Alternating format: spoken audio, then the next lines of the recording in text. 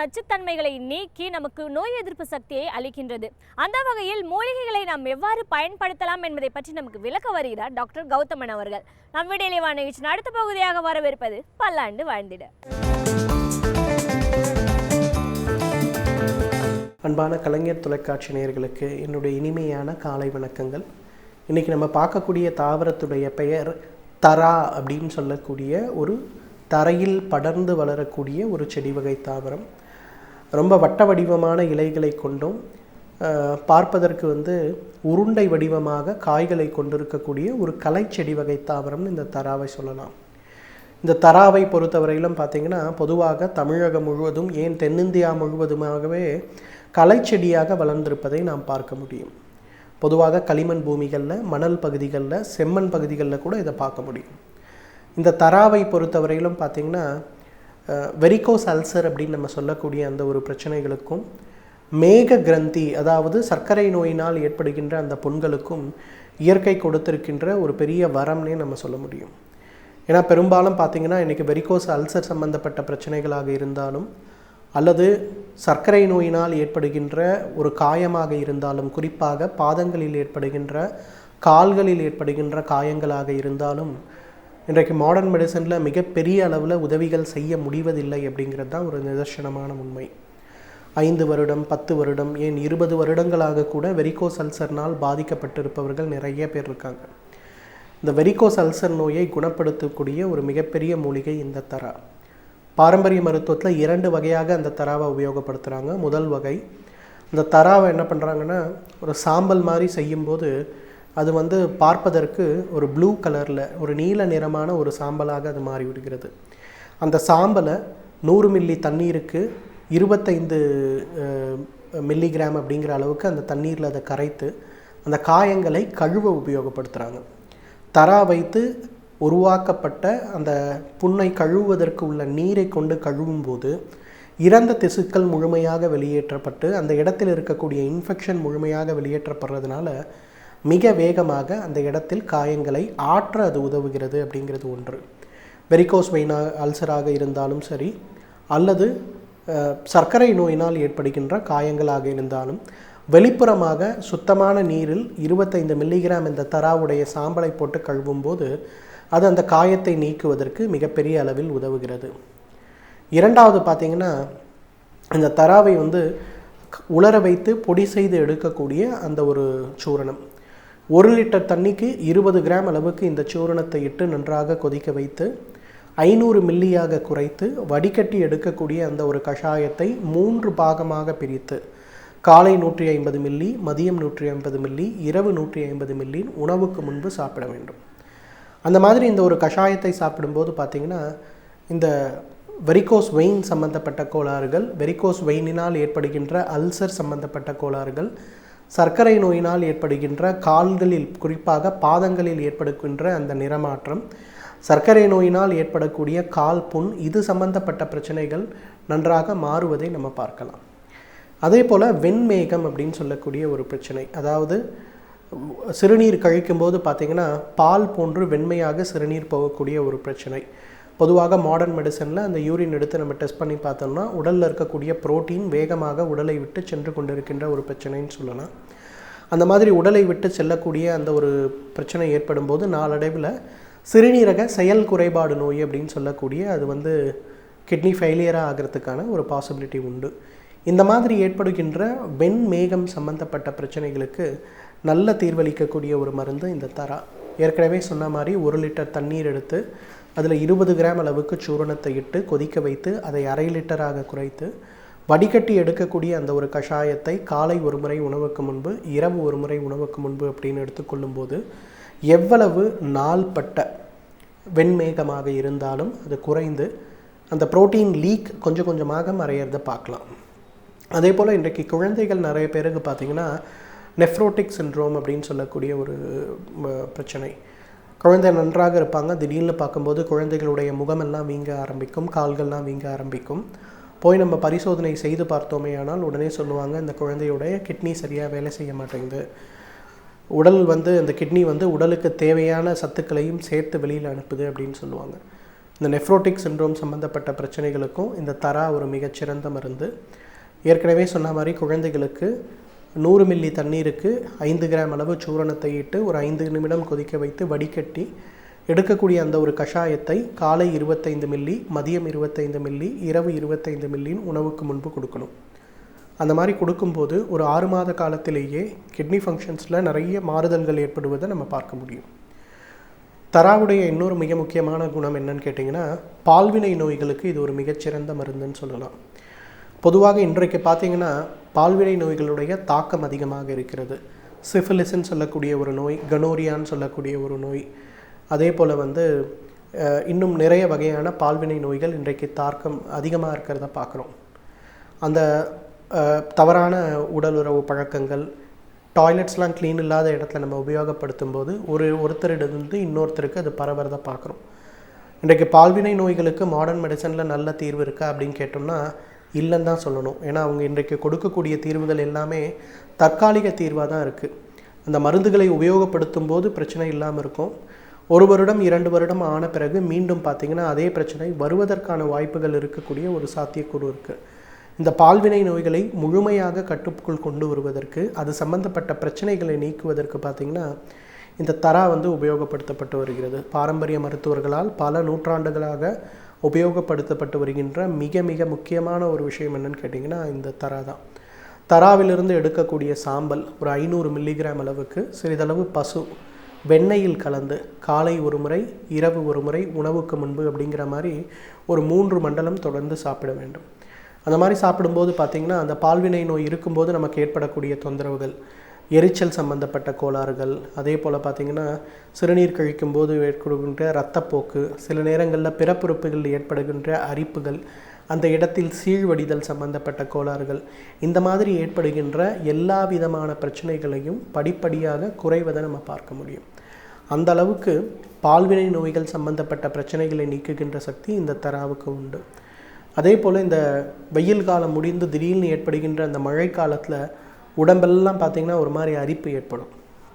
அந்த அரிப்பை குறைப்பதற்கு தராவிலிருந்து பதப்படுத்தி எடுக்கக்கூடிய அந்த எண்ணெயை தேய்த்து ஸ்நானம் செய்து வந்தாலே அந்த அரிப்புகள் மறைந்து போகிறத பார்க்கலாம். எனவே நேயர்களே, இந்த தராவை பொறுத்தவரையிலும் வெரிகோஸ் அல்சர் சம்பந்தப்பட்ட பிரச்சனைகளுக்கும், கால்களில் ஏற்படுகின்ற சர்க்கரை நோயாளிகளுக்கு ஏற்படுகின்ற அந்த புண்கள் சம்பந்தப்பட்ட பிரச்சனைகளுக்கும், அதே போல் வெண்மேகம் சொல்லக்கூடிய வெண்மை நிறமாக சிறுநீர் செல்லக்கூடிய பிரச்சனைகளுக்கும் இயற்கை கொடுத்திருக்கின்ற மிகச்சிறந்த அருமருந்து. தகுந்த மருத்துவ ஆலோசனையின் பேரில் சரியான முறைப்படி இதை பயன்படுத்தினோமேயானால் நம்மாலும் பல்லாண்டு காலம் ஆரோக்கியமாக வாழ்ந்திட முடியும். சமூகத்தில் உள்ள தீமைகளை கண்டு பயந்து ஒதுங்கி விடாமல் அதில் நம்முடைய பங்களிப்பை நாம் எவ்வாறு முழுமையாக வழங்கலாம் என்பதை பற்றி நம்மிடையே பேச வருகிறார் மனுஷபுத்திரன் அவர்கள். நம் விடையிலே நிகழ்ச்சியின் அடுத்த பகுதியாக வரவிருப்பது தீதும் நன்றும்.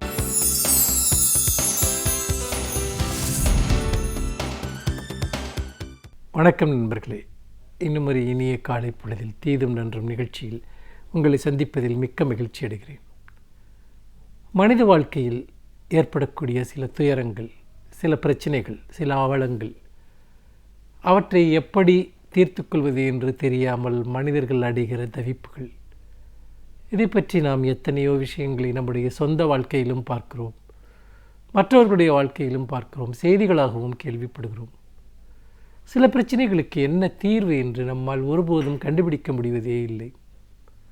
அவை சில சமயம் மனம் சார்ந்த பிரச்சனைகளாக இருக்கலாம், உடல் சார்ந்த பிரச்சனைகளாக இருக்கலாம், அல்லது பொருளாதாரம் சார்ந்த பிரச்சனைகளாக இருக்கலாம். இந்த உலகில் முழுமையாக தீர்க்க முடியாத பிரச்சனைகள் இருக்கலாம். ஆனால் சப்போர்ட்டிவ் சிஸ்டம் என்று சொல்வார்களே, ஒரு ஆதரவான சில விஷயங்களை உருவாக்குவதன் மூலமாக சில பிரச்சனைகளுடைய தீவிரத்தை நம்மால் குறைக்க முடியும், சில பிரச்சனைகளுடைய கடுமையை குறைக்க முடியும், சில பிரச்சனைகளுடைய சிக்கலை குறைக்க முடியும். அதற்கு பிறருடைய உதவி தேவை. அது பொருளாதார ரீதியான உதவியாக இருக்கலாம், மருத்துவம் சார்ந்த உதவியாக இருக்கலாம், ஒரு அன்பு ஆதரவு சார்ந்த உதவியாக இருக்கலாம். ஆனால் பல நேரங்களில் மனிதர்கள் எந்த உதவியும் இல்லாமல் கைவிடப்பட்ட நிலையில் இருக்கிறார்கள் என்பதுதான் உண்மை. இந்த கைவிடப்படுதலினுடைய தன்மை என்பது ஒருவர் பொருளாதார ரீதியாகவோ சமூக ரீதியாகவோ பலவீனமாக இருந்தால் மிகவும் அதிகரித்து விடுகிறது. ஒட்டுமொத்த சமூகமே தங்களை கைவிட்டு விட்டது என்கிற உணர்வு அவர்களுக்கு ஏற்படுகிறது. அதன் விளைவாக நடக்கக்கூடிய தற்கொலைகள், மன அழுத்தங்கள், மன முறிவுகள், எத்தனை எத்தனை விஷயங்கள். சமீபத்தில் ஒரு செய்தி, திருப்பூரைச் சேர்ந்த பெற்றோர்கள் அவர்கள் தங்களுடைய மன வளர்ச்சி குன்றிய மகனை கருணை கொலை செய்துவிட அனுமதிக்க வேண்டும் என்று மாவட்ட ஆட்சித்தலைவரிடம் போய் மனு கொடுக்கிறார்கள். அந்த மனுவிலே கூறப்பட்டிருக்கக்கூடிய விஷயங்கள் நம்முடைய சமூக வாழ்க்கை குறித்த அல்லது நம்முடைய சமூக அமைப்பில் அரசினுடைய பொறுப்புகள் குறித்த, சமூகத்தினுடைய பொறுப்புகள் குறித்த பல கேள்விகளை அது எழுப்புகிறது. எங்களுடைய மகன் மனவளர்ச்சி குன்றியவனாக இருக்கிறான், அவனை எங்களால் வீட்டில் வைத்து பராமரிக்க முடியவில்லை, அடிக்கடி வீட்டை விட்டு வெளியே சென்று விடுகிறான், அல்லது வீட்டில் ஒரு வன்முறையில் அல்லது ஒரு ரகளையில் ஈடுபடுகிறான், எங்களால் சமாளிக்க முடியவில்லை. இப்படி சொல்லிவிட்டு எங்கள் மகனை எங்களால் சமாளிக்க முடியவில்லை, கருணை கொலை செய்து விடுங்கள் என்று அவர்கள் கேட்கவில்லை, அதற்கு அனுமதி கொடுங்கள் என்று கேட்கவில்லை. அவர்கள் இன்னொன்றையும் சொல்கிறார்கள். பொதுவாக இதுபோன்ற மனவளர்ச்சி குன்றிய குழந்தைகளுக்காக இருக்கக்கூடிய சில முகாம்கள் இருக்கின்றன, சில இல்லங்கள் இருக்கின்றன. அங்கெல்லாம் போய் ஒவ்வொரு இடமாக அவர்கள் கதவை தட்டுகிறார்கள். யாருமே அந்த பையனை சேர்த்து கொள்ள மறுக்கிறார்கள். இவனை நாங்கள் வைத்து பராமரிக்க முடியாது என்று தங்களுடைய கதவுகளை சாத்திக் கொள்கிறார்கள். அவர்கள் இதை தங்களுடைய மனுவில் குறிப்பிடுகிறார்கள். யாரும் எங்கள் குழந்தையை வைத்து பராமரிப்பதற்கு அவர்கள் ஒத்துழைக்க மறுக்கிறார்கள், அவனை வைத்துக்கொள்ள மறுக்கிறார்கள் என்று. உண்மையில் மிகவும் வேதனையாக இருந்தது இந்த செய்தி. இந்த உலகத்தில் பராமரிக்க முடியாத ஒரு குழந்தை அல்லது பார்த்து கொள்ள முடியாத ஒரு குழந்தை என்று எந்த குழந்தையும் இல்லை, எந்த மனிதனும் இல்லை. ஆனால் அப்படி ஒரு அதீதமான இயல்பு கொண்ட ஒரு குழந்தையை பார்த்து கொள்வது என்பது ஒரு வீட்டில் இருப்பவர்களுக்கு அது ஒரு கடினமான செயல்தான். ஏனென்று கேட்டால் நிறைய பேர் தங்களுடைய வாழ்வாதாரத்திற்காகவே போராடக்கூடிய ஒரு நிலையில் இருக்கிறார்கள். அவர்கள் வேலைக்கு செல்ல வேண்டும், பொருளாதார ரீதியான விஷயங்கள், அவர்கள் வசிக்கக்கூடிய வீடு, அண்டை அயலவர்களிடமிருந்து அவர்களுக்கு வரக்கூடிய நெருக்கடிகள். நிறைய நேரங்களில் இது போன்ற மனவளர்ச்சி குன்றிய குழந்தைகள் இருக்கக்கூடியவர்கள் வேறு எந்த வேலைக்கும் செல்லாமல் அந்த குழந்தையை கவனிப்பதை மட்டுமே தங்களுடைய முழு நேர ஒரு பணியாக மேற்கொண்டிருக்கக்கூடிய ஒரு நிலையெல்லாம் நான் பல வீடுகளில் பார்த்திருக்கிறேன். என்னுடைய பல நண்பர்களும் கூட அப்படி இருப்பதை பார்த்திருக்கிறேன். அவர்களுடைய ஒரு பணி சார்ந்து ஒரு முக்கியமான பொறுப்புகளில் இருந்தவர்கள் கூட அது எல்லாவற்றையும் விட்டுவிட்டு அந்த குழந்தையை பார்த்து கொள்வதற்காக தங்கள் வேலைகளை எல்லாம் விட்டுவிட்டு இருந்த பெற்றோர்களை எல்லாம் நான் பார்த்திருக்கிறேன். ஆனால் அதை அவர்களுக்கு செய்வதற்கான ஏதோ ஒரு பொருளாதார பலம் அவர்களுக்கு பின்புலத்தில் இருந்திருக்கும், அதை அவர்கள் செய்வார்கள். ஆனால் எந்த பொருளாதார பின்புலமும் இல்லாதவர்கள் இத்தகைய குழந்தைகளை வைத்து எப்படி பராமரிப்பது? அந்த குழந்தைகளுக்கு உயிர் வாழ்வதற்கு உரிமை இல்லையா? எப்படி இந்த பிரச்சனையை நாம் தீர்க்கப் போகிறோம்? இந்த இடத்தில் தான் ஒரு சமூகத்தினுடைய ஒரு பொறுப்பு, ஒரு அரசினுடைய ஒரு பொறுப்பு இருக்கிறது என்று நான் நினைக்கிறேன். இதுபோன்ற குழந்தைகளை பராமரிப்பதற்கான சிறப்பு இல்லங்கள் மிக அதிக அளவில் உருவாக்கப்பட வேண்டும். பெற்றோர்களால் இதுபோன்ற குழந்தைகளை வைத்து பராமரிக்க முடியவில்லை என்றால் ஒரு சமூகம், ஒரு அரசு அந்த குழந்தைகளை பொறுப்பேற்றுக் கொள்ள வேண்டும். அந்த மனிதர்களுக்கு வாழ்வதற்கான உரிமை இருக்கிறது. அந்த உரிமையை மறுப்பதற்கு யாருக்கும் எந்த விதமான ஒரு நியாயமும் கிடையாது. இந்த சமூகம் எல்லா விதமான மனிதர்களாலும் ஆனதுதான். ஒரு சமூகத்தில் மனிதன் அறிசார்ந்த கோட்பாடுகளை நாம் எந்த அளவிற்கு ஆழமாக விதைக்கிறோமோ அந்த அளவிற்குத்தான் அந்த சமூகம் மனிதாபிமானம் மிக்க சமூகமாக இருக்கும். மாறாக உபயோகமற்றவர்கள், தொந்தரவாக இருக்கக்கூடியவர்கள் அல்லது அவர்களால் எந்த பயனும் இல்லை என்று நினைக்கக்கூடிய மனிதர்களை நாம் அப்படியே கைவிட்டு விட்டால் வேறு வேறு காரணங்களுக்காக எல்லா மனிதர்களையும் நாம் கைவிடக்கூடியவர்களாகத்தான் இந்த சமூகம் இருக்கும் என்பதில் எந்த சந்தேகமும் கிடையாது. அப்படிப்பட்ட ஒரு சூழ்நிலையில் இந்த மன வளர்ச்சி குன்றிய குழந்தைகள் தொடர்பான பிரச்சனை என்பது இன்றைக்கு பரவலான ஒரு பிரச்சனையாக இருக்கிறது. நிறைய இல்லங்களில், இந்த குழந்தைகளுக்காக இருக்கக்கூடிய இல்லங்களில் கூட அந்த குழந்தைகளை சரியாக பராமரிப்பதற்கான போதுமான ஒரு வசதிகளோ அல்லது ஆட்களோ இல்லாத ஒரு நிலையை பார்க்க முடிகிறது. சில முகாம்கள் ஒரு குட்டி சிறைச்சாலைகளைப் போல இருக்கின்றன என்று சொல்லலாம். மிகவும் பொறுமை தேவைப்படுகிற ஒரு பணி இது, மிகவும் பயிற்சி தேவைப்படுகிற ஒரு பணி இது. அந்த பணியை செய்யக்கூடியவர்களுக்கு நல்ல ஊதியம் அளிக்கப்பட வேண்டும், அவர்களுக்கு சிறந்த ஒரு பயிற்சி அளிக்கப்பட வேண்டும். நிறைய நபர்கள் இதற்கு தேவை. ஒரு அரசு நினைத்தால் இதை சுலபமாக செய்யலாம். ஒரு அரசு செலவிடக்கூடிய எவ்வளவோ பணத்தில் ஒரு மிகச்சிறிய தொகை இதற்கு செலவிட்டால் போதும். நிறைய இதுபோன்ற இல்லங்களை உருவாக்க முடியும். இதுபோன்ற குழந்தைகளை வைத்து பராமரிக்க முடியாத பெற்றோர்களிடமிருந்து அந்த குழந்தைகளை பராமரிக்கிற பொறுப்பை ஏற்றுக்கொள்ள முடியும். பல நாடுகளில் இது அப்படித்தான் இருக்கிறது. ஆனால் நிறைய இடங்களில் நான் இது போன்ற மனவளர்ச்சி குன்றிய குழந்தைகளை இது போன்ற இல்லங்களுக்கு அனுப்புகிற போது அந்த குழந்தைகளுடைய மனநிலை என்பது மேலும் மோசமாகுவதை கூட நான் பார்த்திருக்கிறேன். அதற்கு முக்கியமான காரணம், அந்த குழந்தைகள் ஒரு விதமான உணர்வு ரீதியான ஒரு எமோஷனல் கிரைசிஸ் என்று சொல்வார்களே, அப்படிப்பட்ட ஒரு உணர்வு சார்ந்த நெருக்கடிக்குள்ளவர்கள் இருப்பார்கள். அந்த நெருக்கடிகளில் இருந்து அவர்களை ஆற்றுப்படுத்துவதற்கான ஒரு சூழல் அங்கு இருக்க வேண்டும். மாறாக நம்ம என்ன செய்கிறோம், இந்த குழந்தைகளுக்கு அங்கே இடமில்லை என்று அந்த கதவுகளை அடைத்து விடுகிறோம். இவர்களை எங்களால் வைத்து பராமரிக்க முடியாது என்று சொல்கிறோம். இது என்ன நியாயம்? இது இந்த பிரச்சனையை வேறு வழி அவர்கள் என்ன செய்வார்கள்? இந்த குழந்தையை என்னால் பராமரிக்க முடியவில்லை, இதை யாரும் ஏற்றுக்கொள்ளவும் மாட்டார்கள், எனவே நாங்கள் இந்த குழந்தையை கொன்று விடுவதற்கான அனுமதியை கொடுங்கள் என்று கேட்கிறார்கள். அது ஒரு பிரார்த்தனை, ஒரு முறையீடு, வேறு வழி இல்லாமல். அப்படியாவது சமூகத்தினுடைய மனசாட்சி திறந்து கொள்ளாதா, தங்களுக்கு ஒரு உதவி கிடைக்காதா என்றுதான் அவர்கள் அந்த கோரிக்கையை முன்வைக்கிறார்கள். சமூக அமைப்புகள், அரசு அமைப்புகள் இதை சிந்திக்க வேண்டும். அந்த குழந்தைகள் வாழ்வதற்கான ஒரு இடத்தை இந்த பூமியில் உருவாக்க வேண்டும். அவர்களை தெருக்களில் நாம் கைவிட்டு விடக்கூடாது. அவர்களை நாம் ஒரு அவமானகரமான சூழலில் நாம் கைவிட்டு விடக்கூடாது. அப்படிப்பட்ட ஒரு செய்தியைத்தான் இந்த கருணைக்கொலை செய்ய, எங்கள் மனவளர்ச்சி குன்றிய மகனை கருணைக்கொலை செய்ய அனுமதியுங்கள் என்று ஒரு பெற்றோர் கண்ணீருடன் கேட்பது நமக்கு தெரிகிறது.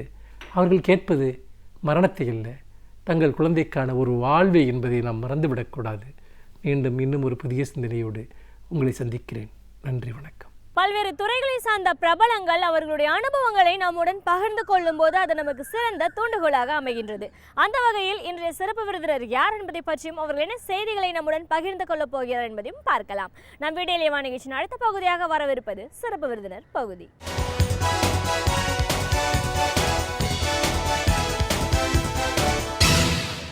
வணக்கம் நேயர்களே, விடியலேவா நிகழ்ச்சியின் சிறப்பு விருந்தினருக்கான நேரம் இது. இன்றைய சிறப்பு விருந்தினர் மருத்துவ ஆராய்ச்சியாளர் முனைவர் RR சூரத்குமார்.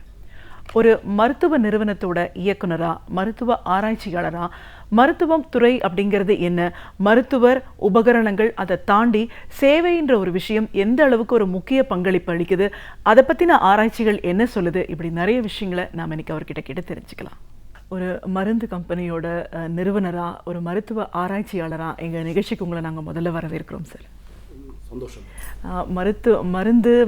மருத்துவம் அப்படிலாம் பேசும்போது எல்லாருக்குமே வந்து ஒரு காலகட்டத்தில் ஒரு மருத்துவமனைக்கு போகணும் அப்படின்னா முன்னாடிலாம் ஒரு ஃபேமிலி டாக்டர் கான்செப்ட் இருந்தது. வீட்டுக்கு ஒரு மருத்துவர் இருப்பார், அந்த குடும்பத்தை பற்றின எல்லாமே தெரியும், அவங்களே வீட்டுக்கு வந்து பார்த்துட்டு போகிற கல்ச்சர் ஒரு டைமில் இருந்தது. அதுக்கப்புறம் பார்த்தீங்கன்னா ஒரு சின்ன கிளினிக் இருக்கும், நம்ம போவோம், ஏதாவது ஒன்றுனா ஒரு டாக்டரை போய் பார்ப்போம், ஒரு மெடிசன் ப்ரிஸ்கிரைப் பண்ணுவார், இப்படியே போகிறது. பெரிய பெரிய வியாதிகள், ஒரு அறுவை சிகிச்சைன்னு வரும்போது தான் ஒரு மருத்துவமனையை நாடக்கூடிய ஒரு சூழல்லாம் ஒரு காலகட்டத்தில் இருந்ததை பார்க்குறோம். ஆனால் இப்போ பார்த்தீங்கன்னா ஒரு பெரிய பெரிய நிறுவனங்கள், ஒரு கார்ப்பரேட் செக்டார்ஸ் அளவுக்கு மருத்துவத்துறை, மருத்துவமனைகள்லாம் வந்து விரிவடைஞ்சிருக்கிறத பார்க்குறோம்.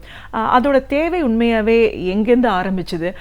நம்ம ஒரு மருத்துவமனைக்கு போகணும் போது நம்மளோட எதிர்பார்ப்புகளே அந்த அளவுக்கு இருக்கா, இல்லை இந்த மாற்றம் வந்து ஒரு ஆரோக்கியமான விஷயமா? ஒரு ஆராய்ச்சியாளராக இதை பற்றின ஒரு பிரத்யேக ஆராய்ச்சி கூட நீங்கள் பண்ணியிருக்கீங்க.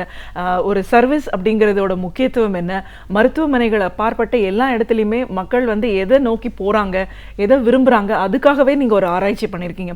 மருத்துவமனை, அது சார்ந்த தேவைகள், அதை சார்ந்த எதிர்பார்ப்புகள், இன்னும் என்ன மாதிரியான ஒரு மாற்றங்கள் வரணும், இப்படி நிறைய விஷயங்களை எங்கள் நேர்களோட இன்னைக்கு நீங்கள் பகிர்ந்துக்கணும் சார். முதல்ல மருத்துவமனை அப்படின்னு நம்ம சொல்லும்போது நம்ம முன்னாடி எப்படி இருந்தோம், இன்னைக்கு ஏன் இப்படி மாறுறோம், இதோட அவசியம் என்னன்னு பேச ஆரம்பிக்கலாம் சார். ஒரு நல்ல ஒரு கான்செப்ட் மேடம் இது. எனக்கு கூட அந்த விஷயம் மனசில் பட்டதுனால தான் இந்த ஆராய்ச்சியில் நான் ஈடுபட்டேன். நமக்கே தெரியும், மாறுதல் ஒன்று தான் மாறாமல் இருக்கக்கூடிய விஷயம்னு சொல்லிட்டு.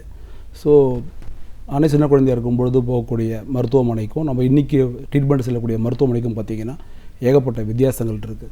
அப்புறம் நம்மளுடைய தேவைகள் பார்த்திங்கன்னா தலைவலி, ஜுரம் எல்லாத்துக்குமே பார்த்திங்கன்னா ஒரு MBBS டாக்டர் இருப்பார். அவரே ஃபேமிலி டாக்டர் நீங்கள் சொன்னது போல் எல்லா விதமான நம்மளோட குடும்பத்தை பற்றி எல்லாமே தெரிஞ்சிருக்கும்.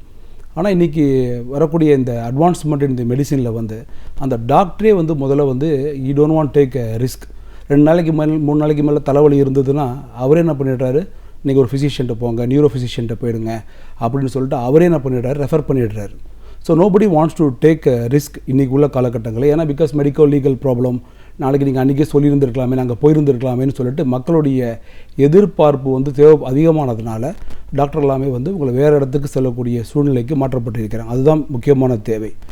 இந்த தேவை வந்து நம்ம 4ஆம் வட்டத்தில் பெரிதுபட்டு என்ன ஆயிடுச்சு அப்படின்னா, ஒரு ஸ்டேஜுக்கு அப்புறம் பேஷண்ட்டே எனக்கு வந்து நீ காதில் வலி அப்படின்னா நான் ஒரு ஜிபிட்ட போக வேண்டாம், பேசாமல் நான் இஎன்டிட்ட போகலாம் அப்படின்னு சொல்லிட்டு அவங்களே they migrate to a specific particular ஃபிசிஷியன்ட்டையோ சர்ஜன்ட்டையோ போய்ட்றாங்க. இதுமாரியான அந்த டிரான்ஸ்லேஷன் நடக்கும் பொழுது ஒரு ஜெனரல் ப்ராக்டிஷனர்கிட்ட போகக்கூடிய சூழ்நிலை மாறி அதற்கு துறை சார்ந்த வல்லுநர்கள்ட்ட வந்து பேஷண்ட்டே செல்லக்கூடிய சூழ்நிலையை மாறினதுனால அவங்களுடைய தேவைகள் வந்து முதல்ல வந்து மாறுபட்ட ஆரம்பித்தது. அப்போ ஒரு ஜெனரல் ப்ராக்டிஷனர்கிட்ட உள்ள கிளினிக்கில் உள்ள தேவையும் ஒரு சர்ஜன்ட்டையோ ஒரு சூப்பர் ஸ்பெஷலிஸ்ட்டு உள்ள தேவைகளும் அதில் உள்ள இன்ஸ்ட்ருமெண்டேஷன் அதோடைய தேவைகள் எல்லாமே முற்றிலுமாக மாறுபட்டிருக்கிறதுனால அவங்க துறையை சார்ந்த அந்த மருத்துவமனையை வந்து விரிவுபடுத்தக்கூடிய கட்டாயத்துக்கு அவங்க தள்ளப்பட்டிருக்காங்க. ஸோ அவங்களுடைய கன்சல்டேஷன் ஃபீஸ் வேறு, இவங்களுடைய கன்சல்டேஷன் ஃபீஸ் வேறு, எல்லாமே மாறுதலுக்கு உட்பட்டதுனால அந்த சமயத்தில் என்ன ஆயிடுச்சுன்னா பேஷண்ட்டுடைய எதிர்பார்ப்பு ட்ரீட்மெண்ட்டையும் தாண்டி அந்த இடத்துல நம்மளை எப்படி ரிசீவ் பண்ணாங்க, எந்த மாதிரியான சீட்டிங் அரேஞ்ச்மெண்ட் இருந்தது, எப்படியாப்பட்ட ஒரு அட்மாஸ்பியர் அங்கே இருந்தது, ஏர் கண்டிஷன் இருக்கா இல்லையா அப்படிங்கிறது பேஷண்ட் என்ன ஆயிடுச்சுன்னா 4ஆம் வட்டத்தில் வந்து அது ஒரு ஷாப்பிங் எக்ஸ்பீரியன்ஸ் போல் அவங்க திங்க் பண்ண ஆரம்பித்ததுனால இந்த ஒரு பெரிய டிரான்சேஷன் நீங்கள் சொன்னது போல் 20 வருஷத்துக்கு முன்னாடி உள்ள மருத்துவத்துறையும் இன்றைக்கி உள்ள மருத்துவத்துறையும் வந்து மிகப்பெரிய மாறுதலுக்கு உட்படுத்தப்பட்டிருக்கிறது என்பது நிச்சயமான ஒரு உண்மை மேடம். கண்டிப்பாக சார்.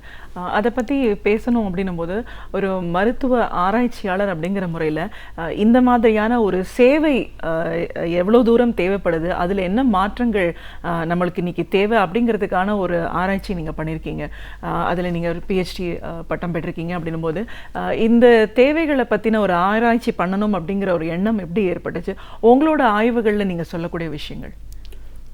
நான் கிட்டத்தட்ட 25 வருஷமாக வந்து இந்த மருத்துவத்துறையிலேயே பல்வேறுபட்ட நிலைகளில் வந்து மெடிக்கல் ரெப்ரசன்டேட்டிவாக என்னுடைய பணியை ஆரம்பித்து ஏரியா மேனேஜர் போட்டு பல்வேறு நிலைகளில் வந்து பலவிதமான கம்பெனிகளை வந்து நான் ஒர்க் பண்ணியிருந்தேன் மேடம்.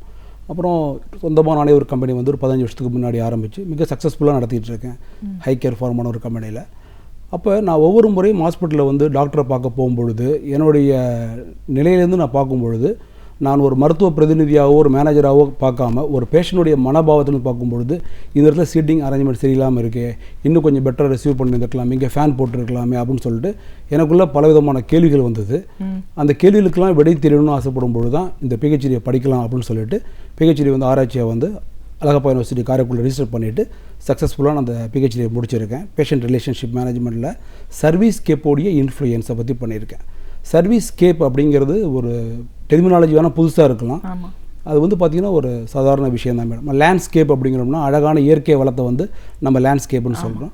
சர்வீஸ் கேப் அப்படின்னா சேவை வளம்னு சொல்லிட்டு நானே தமிழாக்கம் பண்ணியிருக்கேன். ஒரு இடத்துல வந்து ஒரு ஹாஸ்பிட்டலில் உள்ள இன்டர்னல் அட்மாஸ்பியர் எப்படி இருக்குது, அதோட இன்ஃப்ளூயன்ஸ் என்ன, லைட்டிங்கோட இன்ஃப்ளூயன்ஸ் என்ன, அங்கே உள்ள சென்ட்டோட இன்ஃப்ளூயன்ஸ் என்ன, சீட்டிங் அரேஞ்ச்மெண்ட்ஸோட இன்ஃப்ளூயன்ஸ் என்ன.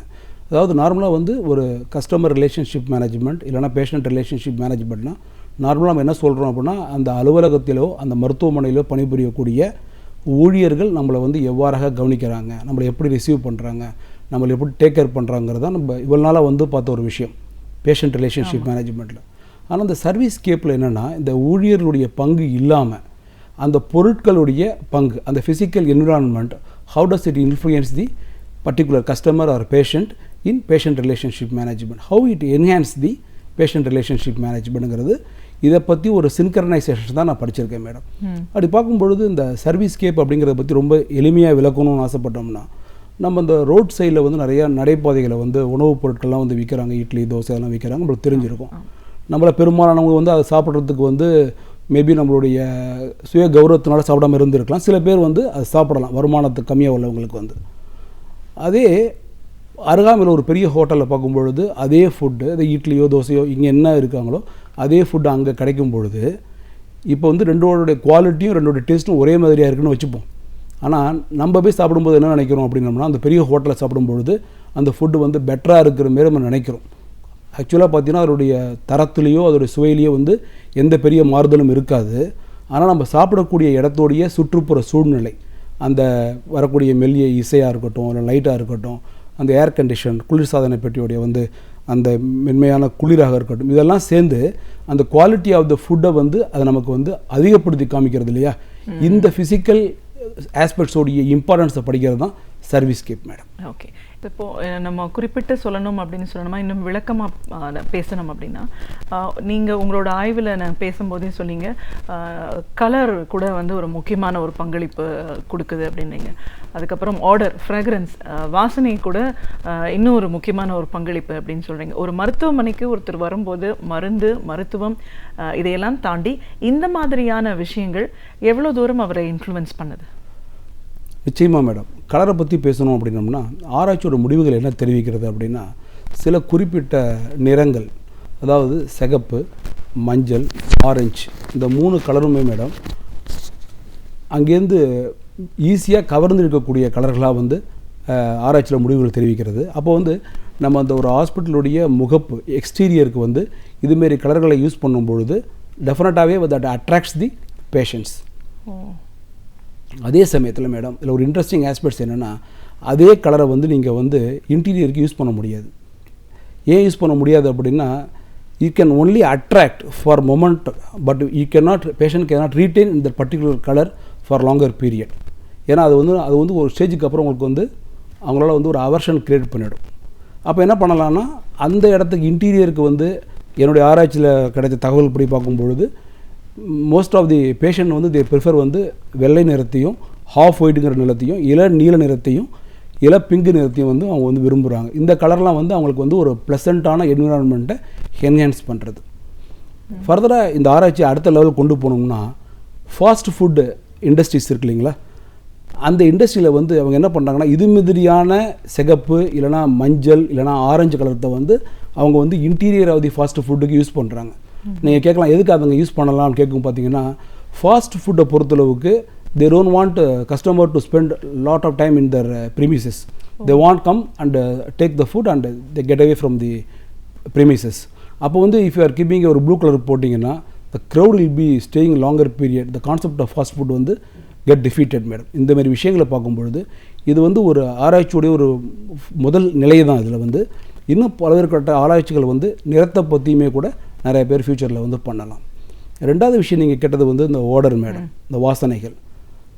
சில வாசனைகள் வந்து பார்த்திங்கன்னா மைண்டை வந்து காம் பண்ணுறது அப்படின்னு சொல்லிட்டு ரிசர்ச்சில் சொல்லியிருக்காங்க மேடம். கோலோன் அப்படின்னு ஒரு fragrance if you are using in the waiting area that minimises your calmness. அப்போ அந்த கொலோன் ஃப்ராக்ரன்ஸை எங்கே யூஸ் பண்ணலாம் அப்படின்னு பார்த்தா, ஹாஸ்பிட்டல் செட்டப்பில் பார்த்திங்கன்னா எங்கெங்கெல்லாம் பிரச்சனை வருது அப்படின்னு பார்த்தா, ட்ரீட்மெண்ட்டில் கூட பிரச்சனை வரதில்லை மேடம். ஃபஸ்ட்டு வரக்கூடிய பிரச்சனை வந்து பார்த்திங்கன்னா, மேஜராக வரக்கூடிய பிரச்சனைன்னு பார்த்திங்கன்னா இந்த பில்லிங் செக்ஷனில் மேடம். போஸ்ட் ஆப்ரேட்டிவ் இல்லைனா ஹாஸ்பிட்டல் செஷன் முடிஞ்சதுக்கப்புறம் பேஷண்ட் டிஸ்சார்ஜ் ஆகும் பொழுது தான் அவங்களுக்கு வந்து நிறைய ஃப்ரிக்ஷன்ஸ் வந்து வர்றதா வந்து இந்த ஆராய்ச்சி முடிவுகள் தெரிவிக்கிறது. அப்போ அந்த பர்டிகுலர் ஏரியாவில் if you are keeping a cologne fragrance, இந்த பாசிபிலிட்டி ஆஃப் அந்த ஃப்ரிக்ஷன் இருக்கு இல்லைங்களா கேன் பி மினிமைஸ்ட். வெயிட்டிங் ஏரியாவில் பார்க்கும்பொழுது பேஷண்ட்ஸ் வந்து யாருக்குமே இன்றைக்கி உள்ள காலகட்டத்தில் வந்து எல்லாருமே அவசரமான உலகத்தில், ஃபாஸ்ட் ஃபுட் உலகத்தில் இருக்கிறதுனால யாருக்குமே வந்து ஒரு இடத்துல வந்து வெயிட் பண்ணுறது அவங்களுக்கு யாருக்குமே நமக்கே கூட பிடிக்க போகிறது, ஹாஸ்பிட்டலில் மணிக்கணக்காக வெயிட் பண்ணது. அப்போ இந்த ஹாஸ்பிட்டல் என்விரான்மெண்ட்டில் வந்து இந்த மருத்துவமனைகளில் வந்து வெயிட்டிங்கிறது காலதாமதம் ஆகக்கூடிய சூழ்நிலைங்கிறது தவிர்க்க முடியாத ஒரு விஷயம். எப்படி பார்த்தாலும் எஸ்பெஷலி ஒரு கண் மருத்துவம் எடுத்திங்கன்னா கண்ணில் சொட்டு மருந்து போட்டு ஒரு 1/2 மணி நேரம் டைலேட் பண்ணி அதுக்கப்புறம் தான் அவங்க வந்து பேஷண்ட்டை பார்க்க முடியும்.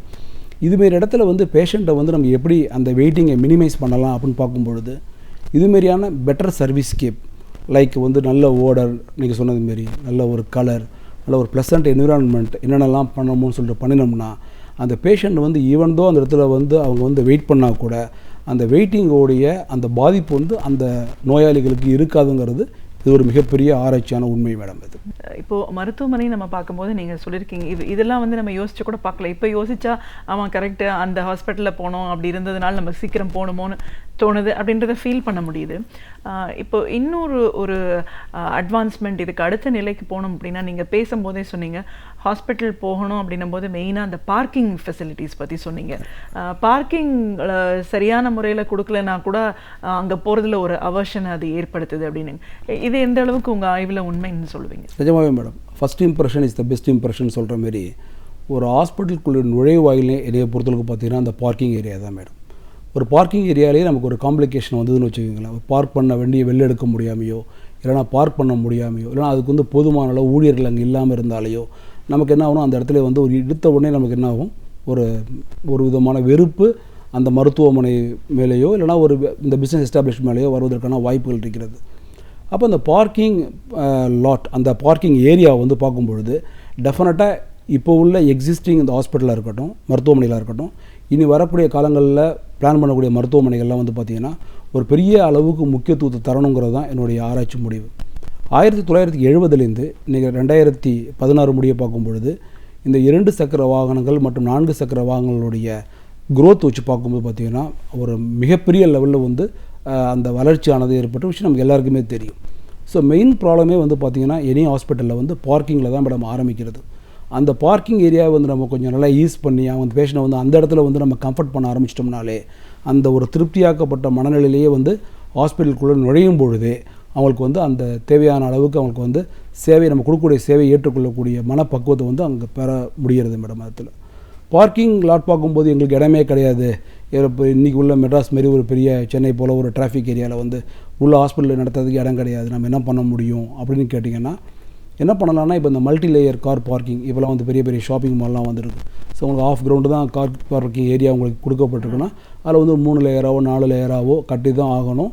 அதுக்கு பொருளாதார ரீதியாக you have to spend money, only you can accommodate the more number of vehicle. இது வந்து இன்றியமையா முடியாத ஒரு செலவினங்களில் வந்து ஒவ்வொரு மருத்துவமனையும் இன்னிலேருந்தே கூட அதுக்கான வரையறைப்பட்ட முயற்சிகளை வந்து ஆரம்பிக்கணும். ஏன்னா இன்றைக்கி உள்ள வெஹிக்கிள் பாப்புலேஷனில் வந்து இப்போ உள்ள காலகட்டங்களில் வந்து இந்த பார்க்கிங் லாட் வந்து கண்டிப்பாகவே வந்து எதிர்காலத்தில் வந்து பயன்படாதுங்கிறது தான் என்னுடைய முடிவுகள் மேடம். ஒரு மருத்துவமனை இன்றைக்கி வந்து ஒரு பெரிய ஒரு நட்சத்திர ஹோட்டல் அளவுக்கு விரிவடைஞ்சிருக்கிறத பார்க்குறோம். ஒரு கார்ப்பரேட் செக்டாராக மாறி வர சூழலை தான் பார்க்குறோம். இப்போ கடந்த ஒரு 10 ஆண்டுகளுக்கு மேலாகவே இந்த மாதிரியான ஒரு விஷயங்கள் இப்போ நடந்துட்டுருக்குன்னு பார்க்குறோம். ஒரு மருத்துவமனை இந்த மாதிரியான ஒரு கார்ப்பரேட் செக்டாருக்குள்ளே போகிறது அவசியமான ஒரு விஷயம்தானா? இதோட தேவைகள் ஏன் முக்கியத்துவம் வாய்ந்ததாக இருக்குது? நிச்சயமாகவே வந்து தவிர்க்க முடியாத ஒரு விஷயந்தான் மேடம். மருத்துவமனை வந்து ஒரு கார்ப்பரேட் செக்டராக போகிறது வந்து காலத்தால் தவிர்க்க முடியாத ஒரு விஷயந்தான். என்னன்னா ஒரு கார்ப்பரேட் ஆகும்பொழுது என்னென்னா பல்வேறுபட்ட அந்த ஸ்பெஷலிஸ்ட் எல்லாருமே ஒரே இடத்துல வந்து பணிபுரியக்கூடிய வாய்ப்புகள் இருக்கிறது. சரி, இப்போ வந்து நம்ம ஒரு ஜென்ரல் செக்கப்புக்கு நான் போகிறேன் அப்படின்னா ஒரு ஹோல் பாடி செக்கப் பண்ணிவிட்டு ஃபைனலாக you have some cholesterol problem இருக்குது, சுகர் ப்ராப்ளம் இருக்குது அப்படின்னா he will refer to the diabetologist. அப்போ நான் வந்து அதுமாரி கார்ப்பரேட் செக்டராக இல்லை, ஒரு இண்டிவிஜுவல் டாக்டர் மாத்திரம் நான் போகிறேன் அப்படின்னா இந்த டாக்டர் எடுத்து ஒரு ரெஃபரன்ஸ் லெட்டர் வாங்கிட்டு இன்னொரு இடத்துல டயபெட்டாலஜிஸ்ட்டை போய் அங்கே நான் போய் ஒரு அப்பாயின்மெண்ட்டுக்காக ஒரு 3 hours நான் வெயிட் பண்ணக்கூடிய சூழ்நிலை உருவாகிறது. இன்றைக்கி வந்து எல்லாத்துக்குமே அடிப்படையாக பார்த்தீங்கன்னா யாருக்குமே டைம் இல்லாமல் இருக்கிறது தான் மேடம் அவ்வளோத்துக்குமே இந்த வளர்ச்சிக்கெல்லாம் காரணம். இது ஒரு விதத்தில் வந்து பார்க்கும் பொழுது நல்ல விஷயந்தான். ஏன்னா அதுக்கு தேவையான ஸ்கேன், மொத்தம் பிளட் டெஸ்ட்டு, என்னென்ன டெஸ்ட்டு தேவையோ அத்தியாவசியமான தேவைகள் அனைத்து டெஸ்ட்டுகளையுமே வந்து அந்த ஹாஸ்பிட்டலே நம்ம பெற முடிகிறதுனால கால விரயங்கள் வந்து கண்டிப்பாக தவிர்க்கப்பட்டிருக்கிறது. மாறி வரக்கூடிய இந்த காலகட்டத்தில் வந்து கார்ப்பரேட் ஹாஸ்பிட்டலாக மாறக்கூடிய நிலைப்பாடை வந்து டெஃபினட்டாகவே தவிர்க்க முடியாத ஒரு விஷயந்தான். கார்ப்பரேட்டாக ஆகும் பொழுது நம்ம கஸ்டமருக்கு என்னென்ன பேஷண்ட்டுக்கு பெனிஃபிட் வருது அப்படின்னா, it's a small individual you cannot spend too much of money for other establishment. அதே கார்ப்பரேட் ஆகும்பொழுது நிறையா பணங்களை வந்து இதுமாரியான ஒரு service gap, better patient relationship management, better facilities இதெல்லாம் வந்து அவங்களால கண்டிப்பாக கொடுக்க முடியும். அல்டிமேட்டாக வந்து the patients gets all the benefit. இன்னும் பார்க்க போனால் அந்த மோர் நம்பர் ஆஃப் பேஷண்ட்ஸ் வந்து இன்சூரன்ஸ் போகும்பொழுது அந்த இன்சூரன்ஸ் நிர்வாகமே அந்த பணங்கள் எல்லாம் செலவுகளை ஏற்றுக்கொள்ளக்கூடிய சூழ்நிலை உருவாகும் பொழுது இன்னும் வந்து அதிகப்படியான கார்ப்பரேட் ஹாஸ்பிட்டல் தான் வருங்கிறது தான் என்னுடைய எதிர்பார்ப்பு மேடம். ஓகே, இப்போது இன்னும் இந்த துறை விரிவடையணும், வளர்ச்சி அடையணும், இந்த சேவைகளை வந்து இன்னும் அதிகப்படுத்தி கொடுக்கணும் அப்படின்னா எதிர்காலத்தில் என்ன மாதிரியான ஒரு மாற்றங்கள்லாம் இந்த துறைக்கு தேவையாக இருக்குது? நிச்சயமாக மேடம், நான் வந்து இன்னி கூட சில பேர் பார்க்கலாம், இந்த சர்வீஸ் கேப்பை பற்றி நம்ம பேசிகிட்டு இருக்கோம், importance of the service gap and other physical environment பற்றி பேசியிருக்கோம். சில டாக்டர் கூட இன்னி கூட பார்த்தீங்கன்னா சாதாரண ஒரு கிளினிக்லேயே கூட பார்த்தீங்கன்னா ஒரு நாளைக்கு 100-150 பேஷண்ட் பார்க்கக்கூடிய சூழ்நிலை இருக்குது. அவங்களுக்குலாம் சர்வீஸ் கேப்பே கிடையாது. இது ரொம்ப ஒரு திணிக்கப்பட்ட ஒரு சப்ஜெக்டாக கூட சில பேர் நினைக்கலாம். ஆனால் இதில் வந்து என்னுடைய ஒரே விஷயம் என்னென்னா, மாறுதல் வந்து எப்படி வந்து தவிர்க்க முடியாத ஒரு விஷயமோ, ஒவ்வொரு நிர்வாகமும் ஒவ்வொரு hospital, whether it is clinic or hospital, it is the right time to change their attitude towards the servicescape. என்ன ஆகிடும் அப்படின்னா, இந்த பேஷண்ட் ஒரு நாளைக்கு ஒரு 100 பேஷண்ட் பார்க்கக்கூடிய டாக்டர்ஸ் எத்தனையோ பேர் எனக்கு தெரியும். அந்த ஒரு நாளைக்கு டாக்டர் ஏதோ ஒரு லீவ் போட்டு மேரேஜுக்கோ எங்கேயோ போயிடுறாரு அப்படின்னா, வரக்கூடிய அந்த பேஷண்ட் வந்து என்ன பண்ணுவாங்க, அன்றைக்கி வந்து ஒரு வழி இல்லாமல் வேறு சர்வீஸ்கேப் மேம்படுத்தப்பட்ட மற்ற ஒரு மருத்துவமனைக்கோ ஒரு கார்பரேட் ஹாஸ்பிட்டலுக்கோ செல்லக்கூடிய சூழ்நிலை வரும்பொழுது, அந்த இடத்துல அவர் வந்து பெட்டரான ஒரு ஃபெசிலிட்டிஸ் எக்ஸ்பீரியன்ஸ் பண்ணும் பொழுது, தென் நெக்ஸ்ட் டைம் வரும்பொழுது ஈ வில் ஸ்டார்ட் கம்பேரிங். என்னுடைய பழைய டாக்டருடைய இடத்துல ஃபேன் கூட இருக்காது, 2 ஃபேன் தான் ஓடின்னு இருக்கும் 50 பேஷண்ட்டுக்கு, இங்கே ஒருத்தர் இண்டிவிஜுவலாக காமிக்கிறாங்கும் பொழுது நான் ஏன் அங்கே போகக்கூடாதுங்கிற மனநிலை வந்து அவங்களுக்கு கண்டிப்பாக வந்து நம்மளாவே இருந்தாலும் அந்த இடத்துல தான் அதுமாரி தான் முடிவெடுக்கக்கூடிய திறன் வந்துடும். அதனால் சர்வீஸ்கேப்பை பற்றி ஒரு டாக்டர் எவ்வளவோ ப்ரில்லியண்ட்டாக இருக்கலாம், எவ்வளவோ பெரிய கிளினிக்கல் நாலேஜாக இருக்கலாம், ஆனால் இந்த doctor cannot expect the patient will come to my clinic and get my treatment நினச்சிக்கவே முடியாது. வரக்கூடிய காலகட்டங்களில் அந்த டாக்டருடைய அந்த நாலேஜ் வந்து குறிப்பிட்ட நோயாளிகளுக்கு சென்று அடைய வேண்டும் என்று அவர் நிஜமாகவே அவர் விரும்பினார் அப்படின்னா, அவருடைய சர்வீஸ்கேப், அதாவது சுற்றுப்புற சூழ்நிலை ப்ளஸ் அவருடைய இன்டீரியர் சர்வீஸ்கேப் அதில் வந்து கண்டிப்பாக மேம்படுத்தினா தான் அது எதிர்பார்க்கக்கூடிய அந்த பேஷண்ட்டுடைய சாட்டிஸ்ஃபேக்ஷன் வந்து கண்டிப்பாக கிடைக்கும் மேடம். அதுக்கு வந்து நிறைய விஷயங்கள் சொல்ல போனோம்னா, சரி ஒரு ஹாஸ்பிட்டல் இருக்குது, அவங்களுக்கு சடனாக வந்து என்னால் ₹1 பணத்தை செலவு பண்ணி அந்த அளவுக்கு எதிர்பார்க்கப்பட்ட அந்த சர்வீஸ்கேப்பை கொடுக்க முடியாது, அவங்கெல்லாம் என்ன பண்ண முடியும் அப்படின்னு கூட உங்களுக்கு அந்த நேச்சுரலான கேள்வி உங்களுக்கு மனசில் வரலாம். அதுக்கு என்ன நான் என்ன சொல்கிறேன்னா, எல்லாராலையுமே பல கோடி செலவு பண்ணி ஓவர் நைட்டில் வந்து இந்த ஹாஸ்பிட்டலில் மாற்ற முடியாது. அதுக்கு என்ன பண்ணலாம், அவைலபிள் ரிசோர்ஸஸ், இன்றைக்கி ஹாஸ்பிட்டலில் வந்து 3 நர்ஸ் தான் இருக்காங்க அப்படின்னா, இந்த ஒரு சென்ட் வைக்கிறதுனாலையோ ஒரு ஃப்ராக்ரன்ஸ் வைக்கிறதுனாலையோ இல்லைனா ஒரு டிவி வைக்கிறதுனாலையோ இல்லைனா ஒரு மியூசிக் வைக்கிறதுனாலையோ இது ஒரு பெரிய லெவலில் வந்து பொருளாதார செலவுகள் வந்து அந்த மருத்துவமனைக்கோ அந்த கிளினிக்கோ வரப்போகிறதில்லை மேடம். ரெண்டாவது பண்ணும்பொழுது என்னென்னா, ஒரு நல்ல பெட்டர் சீட்டிங் அரேஞ்ச்மெண்ட்ஸ், நல்ல கம்ஃபர்டபுளான சேர் கொடுக்கறதுனால, பழைய சேர்லாம் தூக்கி போட்டுட்டு புதுசாக ஒரு 10 சேர் வாங்கி போடலாம், நல்ல பெயிண்டிங் பண்ணலாம், உள்ளே கொஞ்சம் புனரமைப்பு மாற்று பண்ணும்பொழுது அதோடைய overall betterment of the patients வந்து கண்டிப்பாகவே வந்து ரொம்ப நல்லா இருக்கும். ஸோ இந்த சர்வீஸ்கேப்போடைய இம்ப்ளிமெண்டேஷன் வந்து தவிர்க்க முடியாது தான் வரக்கூடிய காலகட்டத்தில். நம்ம பண்ணாதவங்களாம் என்ன பண்ணுறாங்கன்னா, பேஷண்ட்டால் வந்து கண்டிப்பாக வந்து புறக்கணிக்கப்படுவார்கள்ங்கிறது தான் என்னுடைய இந்த ஆராய்ச்சியோடைய முடிவு மேடம். இப்போ இன்னும் என்ன பண்ணலாம்னா, இப்போ எக்ஸிஸ்டிங்காக சர்வீஸ்கேப் ஓரளவுக்கு இருக்கக்கூடிய மருத்துவமனைகளையோ ஒரு கிளினிக்லையோ என்ன பண்ணலாம் அப்படின்னா, என்னுடைய இந்த எக்ஸ்பீரியன்ஸ் வச்சு பார்க்கும்பொழுது எந்த ஹாஸ்பிட்டல்லையுமே எந்த மருத்துவமனைகளையுமே வந்து நம்ம போட்டுன்னு போகிற ஷூ செப்பல்ஸ் எல்லாம் வந்து தேரான அலவிங் இன்சைட் மேடம். இந்த இன்ஃபெக்ஷன் வந்துடும் அப்படிங்கிறது நல்ல விஷயம் தான் பண்ணியிருக்காங்க. ஆனால் எல்லா மருத்துவமனைகள்லையும் பார்த்தீங்கன்னா, பெரும்பாலான மருத்துவமனைகளில் அந்த வாஷ்ரூம்ங்கிறது அந்த பாத்ரூம்லாம் வந்து இன்சைட் தி அந்த கேம்பஸ்குள்ளே தான் இருக்குது. அப்போ நான் ஆலலாங் வந்து நான் வந்து செப்பல் போடாமல் நான் பாத்ரூமுக்கு போகலைங்கும் பொழுது அந்த இடத்துல வந்து எனக்கு வந்து அங்கே செப்பல் இல்லைன்னா ஒரு மாதிரி ரிலக்டண்ட்டாக இருக்கிறதுனால அங்கே ஒரு ஸ்பேர் செப்பல் அங்கே உள்ளே வைக்கலாம். ஈவன் தான் நீங்கள் வெளியில் அந்த மிதியர்களை அனுமதிக்கலைன்னா கூட அங்கே ஒரு மிதியர்கள் வந்து அங்கே வச்சுருக்கலாம். ஒரு அக்வேரியம் மேடம், ரொம்ப காஸ்ட்டே கிடையாது. அது ஒரு 10,000 ரூபா 5,000 ரூபாய்க்கு ஒரு அக்வேரியம் வச்சு அழகாக மெயின்டைன் பண்ணோம்னா தட் கிவ்ஸ் ஆக்சுவலாக ஒரு soothing feeling to the waiting patients. இதுமாரியான சிறிய லெவல்களில் கூட வந்து பார்க்கும்பொழுது நம்ம வந்து பெட்டரான சர்வீஸ்கேப்பை வந்து கொடுக்க முடியும். இதுக்கு வந்து பெரிய லெவலில் பொருளாதார செலவுகள்லாம் ஏற்படாது.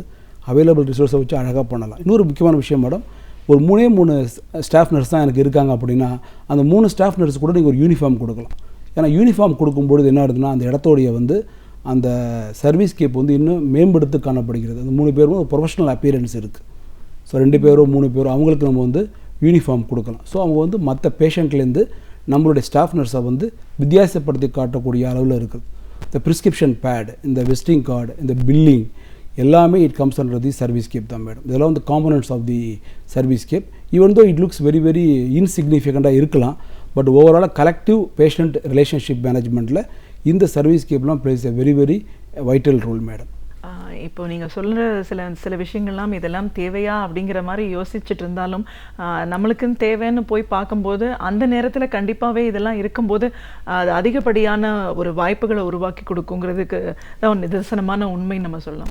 ஒரு மருத்துவ நிறுவனத்தோட தலைவராக மருத்துவ ஆராய்ச்சியாளர் அப்படிங்கிற முறையில் ஒரு மருத்துவமனை மருந்து இதுக்கு அப்பாற்பட்டு இந்த சர்வீஸ் அப்படின்ற ஒரு விஷயம் இன்னைக்கு இருக்கிற காலகட்டத்தில் எவ்வளோ தூரம் தவிர்க்க முடியாததாக இருக்குது, அதோட தேவைகள் எந்த அளவு அளவுக்கு விரிவடைஞ்சிருக்கு. மக்களோட எதிர்பார்ப்புகளும் இன்னைக்கு பெரிய ஒரு மாற்றத்தை ஏற்படுத்தி கொடுத்துருக்கு அப்படின்னு சொல்லலாம் இந்த துறைக்கு.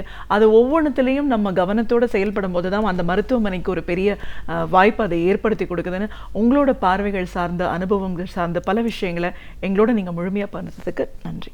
இந்த அருமையான வாய்ப்பை கொடுத்த கலைஞர் தொலைக்காட்சி நிறுவனத்திற்கும் உங்களுக்கும் நிர்வாக அலுவலர்களுக்கும் நன்றியை தெரிவித்துக் கொள்கிறேன். நன்றி. இலக்கிய தேடல்கள், வரலாற்று சான்றுகள் இவைகளிலிருந்து நாம் அறிந்திராத பல அரிய தகவல்களை நாம் சிந்தனைக்கு உரமூட்ட வருகிறார் பேராசிரியர் சுபவீரபாண்டியன் அவர்கள். நம் விடையிலே வாணிகிச்சன் அடுத்த பகுதியாக வரவிருப்பது ஒன்றே சொல் நன்றே சொல்.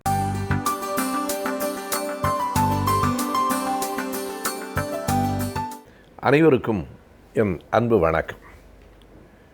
ஹரியானா மாநிலம் ஃபரிதாபாத் என்கிற ஒரு நகரத்தில் அண்மையில் நடைபெற்றிருக்கிற ஒரு கொடூரமான நிகழ்வு சமூக வலைத்தளங்கள் அனைத்திலும் வெகு விரைவாக பரவி கொண்டிருக்கிறது.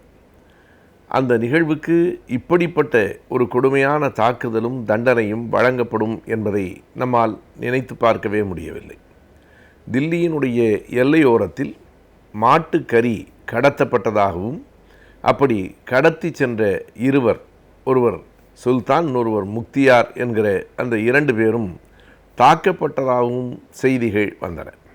ஆனால் அந்த காணொளி காட்சி படத்தை பார்க்கிற போது தாக்கப்பட்டனர் என்றால் ஏதோ கன்னத்தில் 2 அறையப்பட்டனர் அல்லது அடிக்கப்பட்டனர் என்கிற பொருளில் தான் கருதப்படும். ஆனால் அந்த காட்சியை பார்க்கிற போது தான் அந்த சித்திரவதைகளும் கொடுமைகளும் எப்படி நடந்திருக்கின்றன என்பதை நம்மால் புரிந்து கொள்ள முடிகிறது. 2 பேரையும் மிக கடுமையாக தாக்கியதோடு மட்டும் நிறுத்திவிடாமல் அவர்கள் 2 பேர் வாயிலும் அந்த பசுவினுடைய சாணத்தை திணித்து உண்ண வைத்திருக்கிறார்கள். இப்படியெல்லாம் ஒரு மனித நேயமும் நாகரிகமும் மற்ற செயல்கள் நம் நாட்டிலே நடந்து கொண்டிருக்கின்றன. பாருக்குள்ளே நல்ல நாடு நம்முடைய பாரத நாடு என்று வேறு வெட்கமில்லாமல் நாம் பேசிக்கொள்ளுகிறோம். ஆனால் மனிதனை இப்படி கொடுமைப்படுத்துகிற, இழிவுபடுத்துகிற, அநாகரிகமாக தண்டிக்கிற அந்த போக்குகள் இன்றைக்கும் நம்மிடத்திலே இருக்கின்றன என்றால் நாம் நாகரிகமானவர்கள் என்று எப்படி சொல்லிக் கொடுக்க முடியும்? இந்த நிகழ்ச்சிக்கு அடிப்படை என்ன? மாட்டுக்கறி என்பது ஹரியானா மாநிலத்தில் தடை செய்யப்பட்டிருக்கிறது. அப்படி தடை செய்யப்பட்டிருக்கிறது என்று சொன்னால் அதற்கான தடை செய்யப்பட்ட பொருளை எடுத்து சென்றதற்கான தண்டனையை சட்டப்படி அல்லவா வழங்க வேண்டும். எந்த சட்டம் இப்படியெல்லாம் தண்டிக்கலாம் என்று சொல்லுகிறது?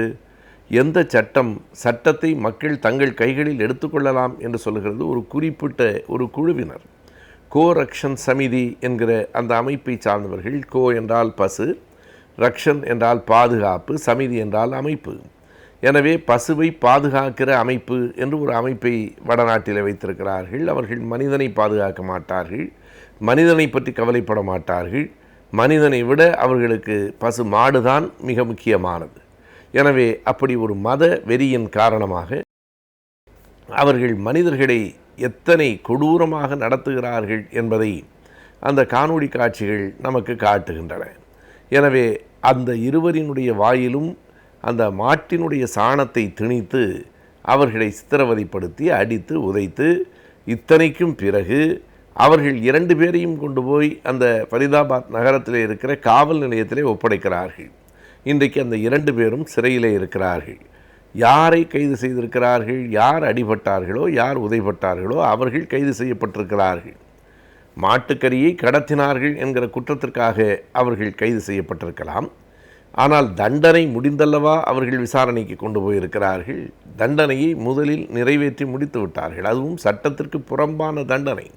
அதற்கு பிறகு அவர்களை கொண்டு போய் காவல் நிலையத்திலே நிறுத்தினால் காவல் நிலையத்தில் இருக்கிற காவல்துறை அதிகாரிகள் என்ன கேட்க வேண்டும்? இவர்களை தண்டித்ததற்கு பிறகு கொண்டு வருவதற்கு உங்களுக்கு என்ன உரிமை இருக்கிறது? நீங்கள் யார் தண்டிப்பதற்கு என்று இப்படி ஒரு மனித நேயத்திற்கும் மனித நாகரிகத்திற்கும் முரணாக நடந்து கொண்டவர்களையும் சேர்த்தல்லவா கைது செய்திருக்க வேண்டும். அவர்கள் 2 பேர் மீதும் ஒரு சட்டப்பிரிவின் மீது வழக்கு தொடுத்தால் இவர்களின் மீது வேறு சட்டப்பிரிவின் கீழ் வழக்கு தொடுத்திருக்க வேண்டாமா? இன்றைக்கு அவர்கள் சிறைக்கு உள்ளே இருக்கிறார்கள், இவர்கள் வெளியில் இருக்கிறார்கள். இதுதான் அந்த நிகழ்ச்சி. இது காணொளி காட்சியாக பரவுகிற போது 2 விளைவுகளை ஏற்படுத்துகிறது. ஒன்று, பார்க்கிறவர்களினுடைய மனத்தில் ஒரு வேதனையை ஏற்படுத்துகிறது.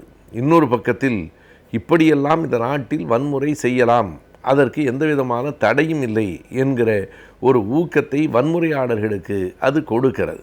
இவர்கள் மாட்டினுடைய சாணத்தை திணித்ததோடு மட்டுமில்லாமல் கோமாதா வாழ்க என்று அவர்களை உரத்து சத்தமிடவும் வைத்திருக்கிறார்கள்.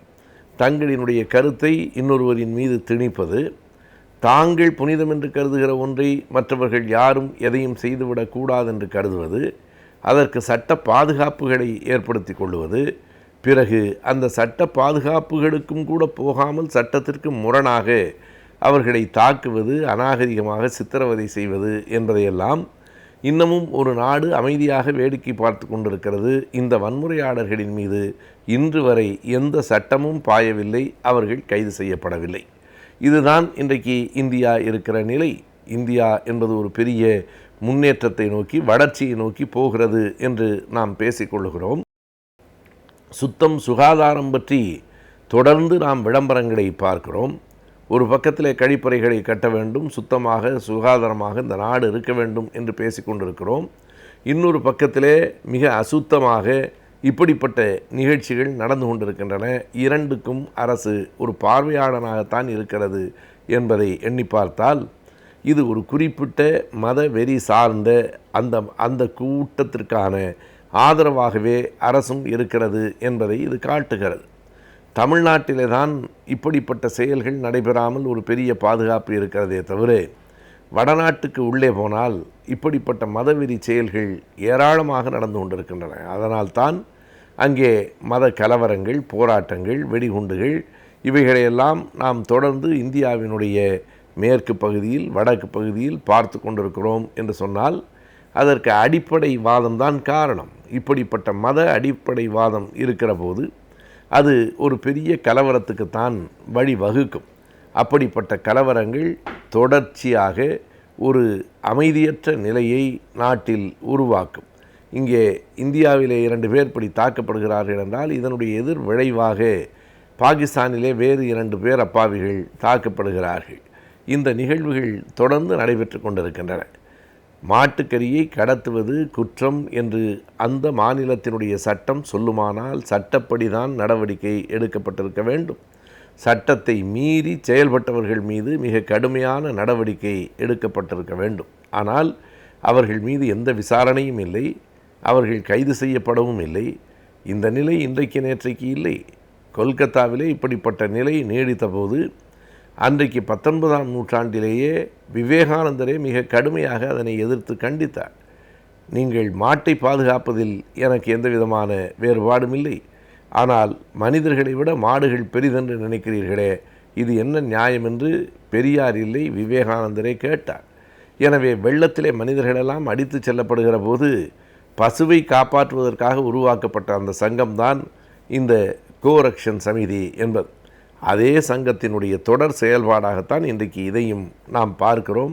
இவையெல்லாம் ஒரு மதச்சார்பின்மை, செக்யூலரிசம் என்று சொல்லப்படுகிற அந்த கோட்பாட்டுக்கு நேர் எதிராக, அந்த கோட்பாட்டை கொன்று சாகடிக்கிற ஒன்றாக இருக்கிறது.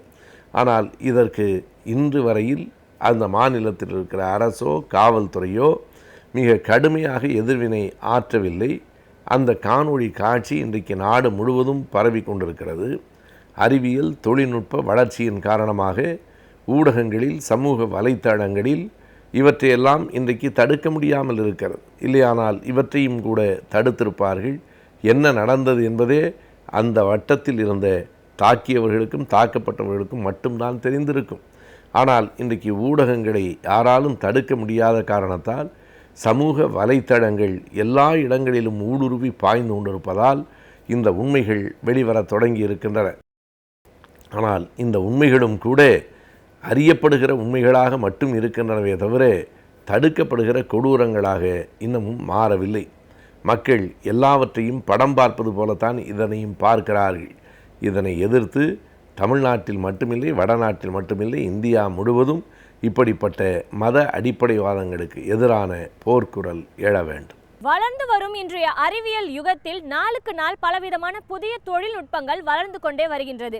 அந்த வகையில் இன்றைய ஆலோசனை நேரத்தில் பல புதிய தொழில்நுட்பங்களை பற்றி பார்க்கலாம். நம் வீடியோ லேவா நிகழ்ச்சியின் அடுத்த பகுதியாக வரவிருப்பது ஆலோசனை நேரம்.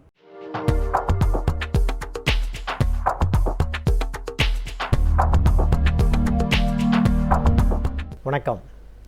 கடந்த 2 வாரமாக நாம் கைபேசியினுடைய பாதுகாப்பு பற்றி விரிவாக பார்த்தோம். இந்த வாரம் இந்த கைபேசி பயன்படுத்துகிறதுல மின்சாரம் அதிகமாக செலவழிப்பது என்பது மட்டுமல்லாமல் பெரும்பாலான நேரத்தை நம்ம சார்ஜர்லேயே அந்த கைபேசியை போட்டு வைக்கக்கூடிய ஒரு நிலைமை இருக்குது.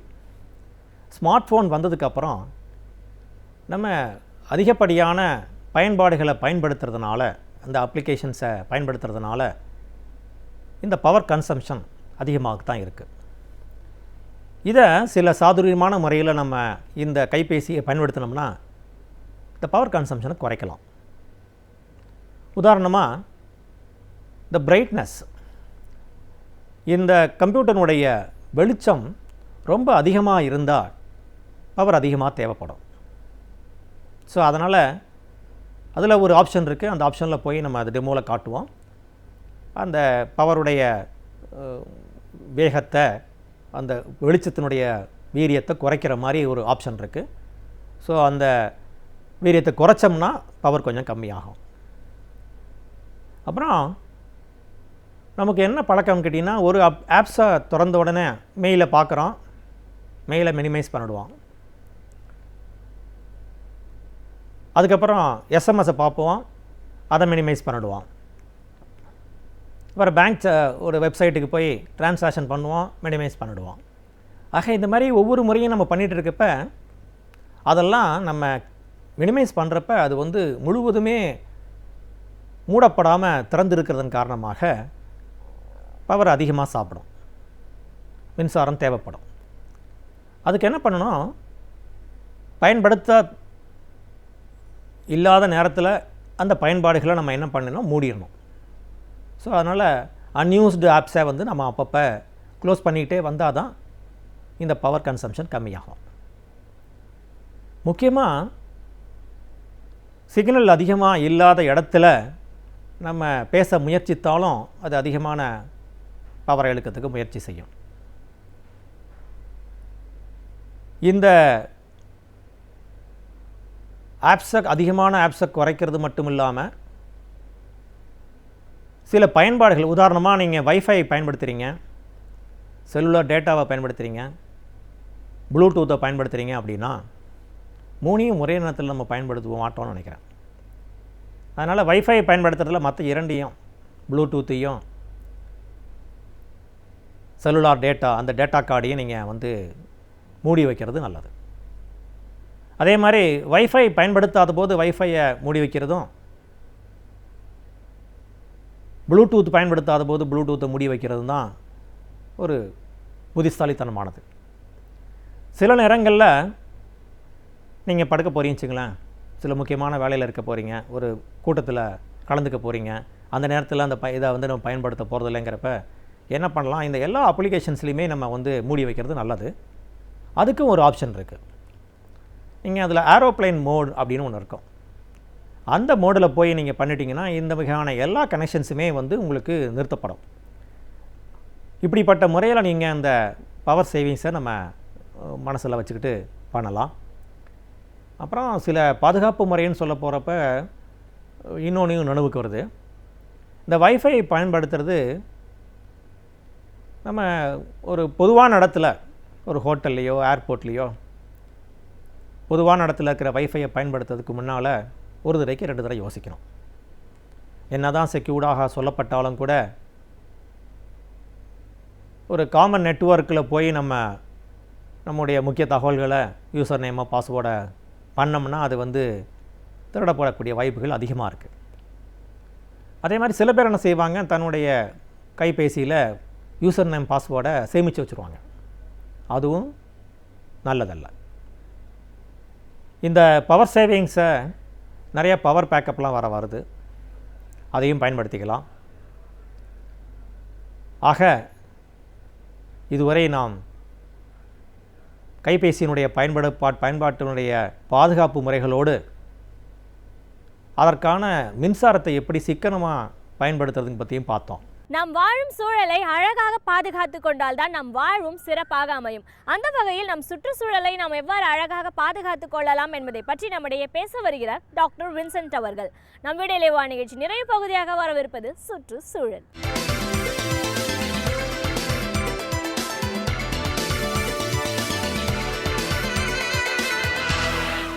பொதுவாக இயற்கையோடு இணைந்து வாழ்கிற ஒரு முறை நம்முடைய சுற்றுச்சூழல் பாதுகாப்பிற்கு ஒரு உகந்ததாகவே இருக்கிறது. ஏனென்றால் இயற்கைக்கு எதிராக செய்யப்படுகிற ஒவ்வொரு விஷயங்களும் சுற்றுச்சூழலில் ஒரு பெரிய பின்னடைவை சீர்கேட்டை தந்திருக்கிறது என்பது பல எடுத்துக்காட்டுகள் மூலம் நாம் விளக்கலாம். அப்படி பார்க்கிறதோடு இயற்கையோடு இணைந்து வாழ்கிற முறை நமக்கும் நம்மை சார்ந்தவர்களுக்கும் சுற்றுச்சூழலுக்கும் ஒரு பெரிய சிறந்த நல்ல ஒரு வாழ்க்கை முறையை தரக்கூடியதாக இருக்கிறது. அதனால்தான் இயற்கையோடு இணைந்து வாழ்கிற ஒரு முறை பாராட்டக்கூடியதாக இருக்கிறது. ஆனால் இன்றைக்கி மாறி வருகிற மாற்றங்கள் எல்லாமே இயற்கைக்கு எதிராகவே இருந்து கொண்டிருக்கிறது. அதனுடைய விளைவாகத்தான் இன்றைக்கி சுற்றுச்சூழல் அதனுடைய தன்மை இவற்றையெல்லாம் ஆராய்ந்து பார்க்கிற பொழுது பல விளைவுகளை தந்து கொண்டிருக்கிறது. அதனால்தான் இன்றைக்கு சுற்றுச்சூழலில் இருக்கிற ஒவ்வொரு பகுதிகளையும் ஒவ்வொரு சூழ்நிலைகளையும் நாம் சற்று ஆராய்ந்து பார்க்கிற பொழுது அது நம்முடைய வாழ்க்கை முறைக்கு உகந்ததாக இருப்பதா என்று ஒரு வினா எழுக்கிற பொழுது அப்படி ஒரு சூழல் இல்லை என்பதுதான் நம்முடைய பதிலாக இருக்கும். ஆனால் சற்று பின்னோக்கி பார்க்கிற பொழுதே நம் உணவு சமைப்பதிலிருந்தே ஒரு காலத்தில் உணவை சமைக்க வேண்டுமென்றால் பல முறைகள் இருந்திருக்கிறது. ஏனென்றால் அதனுடைய அடுப்பை பற்ற வைப்பதிலிருந்து அது மாதிரி நம்ம உணவை சமைக்கிற முறைகளிலிருந்து அது சாதமாக இருக்கலாம் அல்லது வேறு எந்த வகையான சூழல் இருந்தால் கூட கிட்டத்தட்ட பல மணி நேரம் ஆகுவது. ஆனால் இன்றைக்கு சமைப்பது என்பது கிட்டத்தட்ட ஒரு வினாடியில் முடிந்து விடுகிற ஒரு சூழலாகத்தான் இருக்கிறது. இதை ஏன் இங்கே குறிப்பிடுகிறேன் என்றால் இன்றைக்கு நாம் ஒருபுறம் வளர்ந்திருக்கிறோம் என்று நாம் பறைசாட்டி கொண்டால் கூட ஆனால் நம்முடைய செயல்முறைகள் இந்த சுற்றுச்சூழலுக்கு உகந்ததாக இருக்கிறதா என்றால் இல்லை என்பது.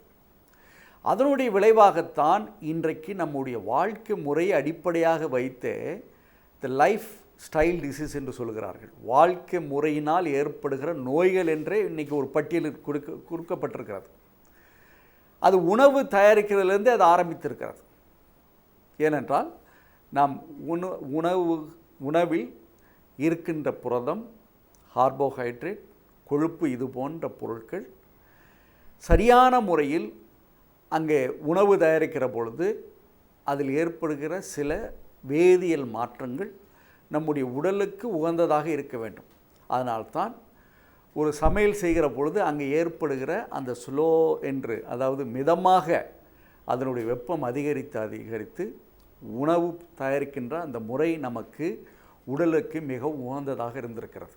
ஆனால் இன்றைக்கு மாறி வருகிற சூழல் என்னவென்று கேட்டால் நாம் எளிதாக சமைத்து விடலாம் என்ற ஒரு சூழல் இருந்தால் கூட ஆனால் அதில் இருக்கிற அந்த வேதிப்பொருட்கள் நம்முடைய உடம்புக்கு நன்மை தரக்கூடியதாக இருக்குமா என்று பார்த்தால் இல்லை என்று தான் சொல்லப்படுகிறது. ஏனென்றால் ஒருபுறம் நம் வேகமாக சமைக்கின்ற அந்த முறையை உருவாக்கியிருக்கிறோம். ஆனால் அந்த இயற்கையோடு இணைந்து சமைக்கிற அந்த சூழல் இன்றைக்கு இல்லை.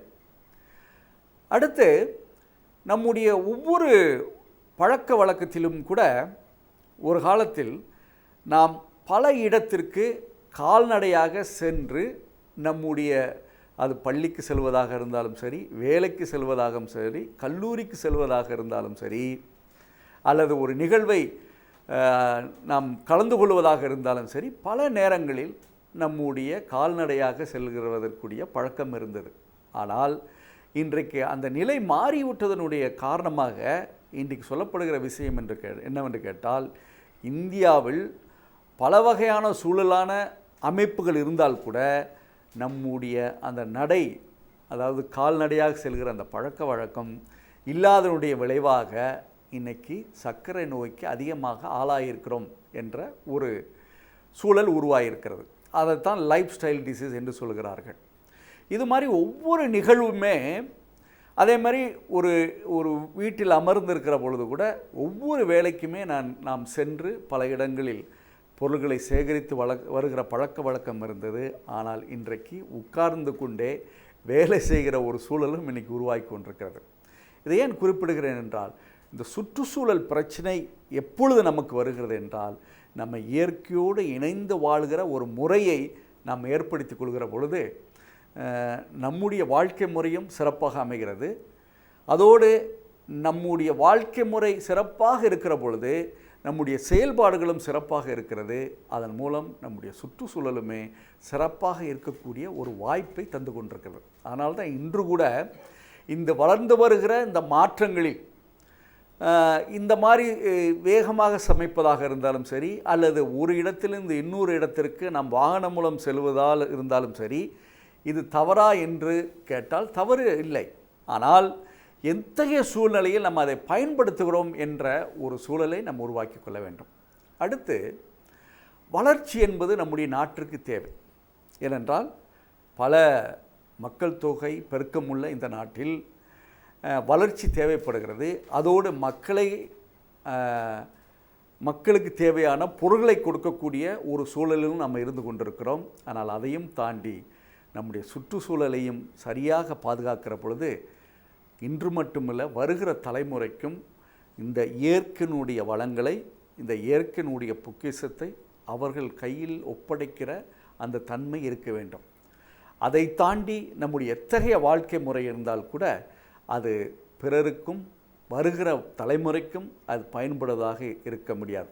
ஏனென்றால் நாம் மட்டுமே அனுபவித்து செல்லக்கூடிய ஒரு சூழல் உருவாகி கொண்டிருக்கும். அதனால்தான் இன்றைக்கு கூட உலகம் முழுவதுமே இன்றைக்கி விவாதித்து கொள்கிற விஷயம் என்னவென்று கேட்டால், மக்களுக்கு இயற்கை வளங்கள் சிறப்பாக சீரிய அளவில் அவர்கள் சென்றடைய வேண்டும் என்பது மட்டுமல்ல, அதை சரியான விகிதத்தில் பயன்படுத்தி மக்களுக்கு ஒரு நன்மை தரக்கூடிய ஒரு சூழலை உருவாக்குகிற பொழுது நம்முடைய சுற்றுச்சூழல் பிரச்சனைகள் எதுவுமே நம்மளை தாக்காமல் இருக்கும்.